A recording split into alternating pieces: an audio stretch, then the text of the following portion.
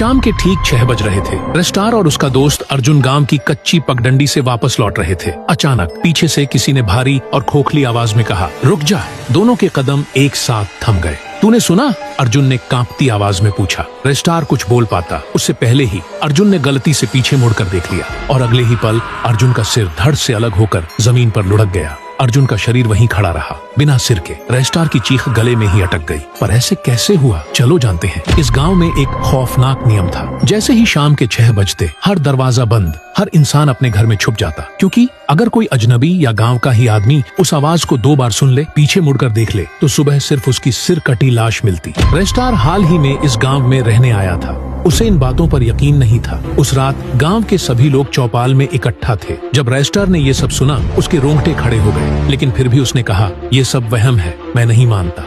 अगली रात रजिस्ट्रार और अर्जुन गांव से बाहर गए। कुछ देर बाद जब लौट रहे थे, वही आवाज, वही समय, वही गलती, और अर्जुन मर चुका था। वो वहीं बेहोश होकर गिर पड़ा। सुबह होते ही गांव में एक ही बात गूंज रही थी, फिर एक जान चली गई। लेकिन उसी रात एक लड़की रोज की तरह जंगल के रास्ते चली गई। वो हर रात ऐसा ही करती थी। अब रजिस्ट्रार समझ चुका था, गांव वाले झूठ नहीं बोल रहे थे।